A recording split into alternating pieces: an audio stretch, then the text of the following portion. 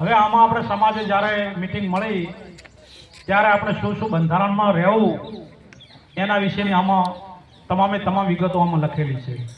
એટલે હું સમાજ તમામ ભેળો થઈને બેઠો છે તો એમને એક વિનંતી કરવા માંગુ છું કે હાલની મોંઘવારીએ તમે જુઓ તો ઘણી બધી માજા મૂકી દીધી છે અને તમે સમય પ્રમાણે જો વર્તન નહીં કરો તો ભવિષ્યની અંદર તમારે આનું મોટી વિપરીત પરિસ્થિતિમાં તમારે પસાર થવું પડશે. અત્યારે હાલ એક ટૂંકો દાખલો આપું તો હાલ કાઠી બસ સ્ટેન્ડે બેઠો તો માનસરજીની આગળ નીકળી ગયા હતા અને અહીંયાથી થોડું ઓછું અહીંયાથી 3-4 બાઇક નીકળ્યા તો 3-4 બાઇક નીકળ્યા ને એમાં આગળ છોકરા બેઠેલા હતા. આવી ઠંડી આગળ છોકરા એનો બાપ બાઇક ચલાવે. હવે મેં એવું નક્કી કર્યું કે આ તમામ જે બાઇક લઈને તરફ નીકળે ને આ ઠાકોર ભાઈનો જ બાઇક હોય. પટેલ સમાજ છે, પ્રજાપતિ સમાજ છે, પંચાલ સમાજ છે, એમને છોકરા નહીં હોતો હોય, એમને છોકરા નહીં હોતો હોય. તો હું એક તમને કહેવા માંગુ છું કે તમારું નાનું બાળક છે, અત્યારે કેટલી ભયંકર ઠંડી પડે છે અને તમે એને બાળકને તમે બાઇકમાંથી બિહારીને વહેલા ઉઠતા નીકળો તો જો કૂતરું અને છોકરું એ તો બે એક જ કહેવાય. તમે જુઓ તો એને જેટલું તમે આગળ એને જેટલી બક પાડો ને એટલી બક પડે. એટલે તમારે શરૂઆત એ કરવાની છે કે તમારે પોતાનું હોય ને તમારું ગામ, દાખલા તરીકે અમે કીધું આજે કે અમે જસવંતપુરાની અંદર આવ્યા હા તો જસવંતપુરાની અંદર તમારે 21 જણની કમિટી બનાવવાની. 21 જણની કમિટી બનાવી અને તમારે જે સમાજનું બંધારણ હોય એ તમારા ગામ લોકોએ નક્કી અહીં કરી દેવાનું છે કે કોઈ પણ આગુ પાછું થોડો ઘણો કરતો હોય તો તમારે જે 21 જણની કમિટી બનાવેલી છે 21 જણની કમિટી બનાવી 21 જણ માણસો ત્યાં જાય અને ત્યાં જઈને કે ભાઈ આ નહીં, સમાજના બંધારણ પ્રમાણે આપણે રહેવાનું છે. એટલે બને ત્યાં સુધી મારું એવું કહેવાનું છે કે ગામની વાત ગામમાં પતી જાય. બચુજી આવો, ગદાજી આવો. એટલે આપણે હવે જે સમાજના જે બંધારણની વાત કરો છો એ પ્રમાણે 21 જણની કમિટી તમારા ગામમાં જો બની ગઈ હોય તો પ્રમુખ સાહેબને એમનું નામ તમે આપી દો અને જો બનાવવાની બાકી હા કમિટી આવી ગયેલી છે તો તમારે કોઈ જરૂર નથી.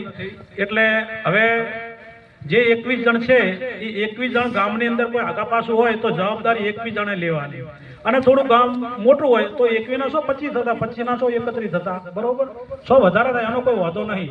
પણ આપણે સમાજના બંધારણની અંદર આપણે રહેવાનું છે અને મરણ પ્રસંગનો અંદર લખેલું છે કે મરણ પ્રસંગમાં ફરજિયાત ખીચડીને ઘટે જ કરવાની છે, કોઈએ કઈ આગા પાછું કરવાનું નથી. એમાં આગા પાછું કરશો તો જે 21 જણની કમિટી નિમેલી છે એની જવાબદારી રહેશે.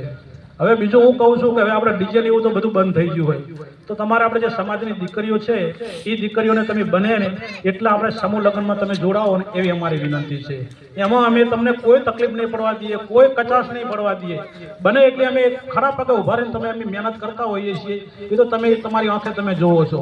એટલે તમારી દીકરી બને એટલી સમૂહ લગ્નમાં તમે જોડાઓ એવી પણ અમારી વિનંતી છે. અને બીજું કે આપણે 1-3-26 રોજ આપણે મીટિંગનું આયોજન કરેલું છે. એટલે જે યુવાનો બેઠેલા છે યુવાનોને વિનંતી છે, માતાઓ હોય તો માતાઓને વિનંતી છે, બરોબર ત્યાં જરૂર આવો તો તમારી ત્યાં જરૂર છે. આપણે 1-3 મીટિંગ રાખી છે, 1-3-26 રોજ મોટી જનરલ મીટિંગ રાખી છે. ત્યાં પણ અત્યારે અમે પણ તમને શપથ લેવડાવવાના છે અને એ દિવસે ત્યાં જનરલ મીટિંગમાં પણ આપણે શપથ લેવડાવવાના છે. અને 1-3 આપણે ત્યાંથી 1-3 સમાજની મીટિંગ પૂરી કર્યા પછી બંધારણ તો લગભગ આજથી જ આપણા બધે ગામે ગામ ચાલુ થઈ ગયા છે. અને તમે જુઓ તો કહેશો ને કે કાયદામાં રહેશો તો ફાયદામાં રહેશો, એક એવી કહેવત બહાર પડી છે. તો આ તમારા માટે હું કહું છું કે અત્યારે નાનો સમાજ છે. અને બીજું કે યુવાનો એક જે મોબાઈલના રવાડે ચડ્યા છે ને એમણે થોડો મોબાઈલ સાઈડમાં મૂકી અને ધંધો આપણે શું કરવો એનામાં પણ તમારે થોડું ધ્યાન આપવાનું રહેશે. એટલે હું હવે ઘણા બધા મિત્રો આવેલા છે તો હવે હું ઉદાજી સાહેબને વિનંતી કરું કે 2 શબ્દો આપણને કહે છે. ઉદાજી સાહેબ.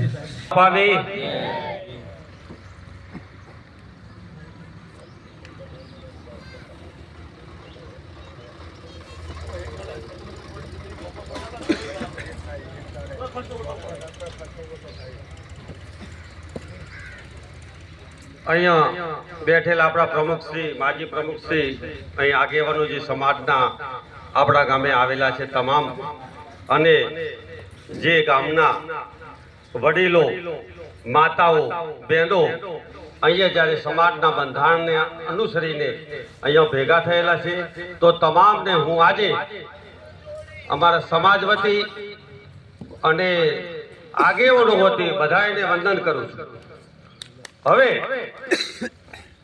જ્યારે વાવ-થરાદ, બનાસકાંઠા અને પાટણ 3 જિલ્લાનું સંમેલન જે થળી ખાતે ઓગણજીના ધામમાં ગઈ 4મી તારીખના રોજ મળેલું, એમાં આપણા સમાજના સંતો મહંતોની હાજરીમાં અને તમામ પક્ષના નેતાઓ, ભાજપ, કોંગ્રેસ કે અન્ય કોઈ પક્ષ સિવાયના તમામ બધા ભેગા થઈ અને 3 જિલ્લાના 27 તાલુકાના 450 ગામડા એક જ સાથે આપણે આ બંધારણનો અમલ કરવા જઈ રહ્યા છીએ. ત્યારે જે આપણા વડીલોએ તમે અમલ કરજો. જે બંધારણના અહીંયા 17 મુદ્દા આપેલા છે એ તમામનો અમલ કરવાનો છે. અને એ અમલ અહીં પેમ્ફલેટમાં આપણે પહેલા એવું લખ્યું હતું કે 1-3 થી અમલ કરવાનો છે, એવું નહીં, પણ આપણે જે 4મી તારીખના રોજ 4/12/2012 ના રોજ જે મિટિંગ થયેલી અને એમાં જે તારીખે નક્કી કર્યું છે એ જ તારીખથી અમલ કરવાનું નક્કી થઈ ગયું છે અને એ જ તારીખથી અમલ ચાલુ થઈ ગયો છે. આપણા તાલુકામાં 2-3 જગ્યાએ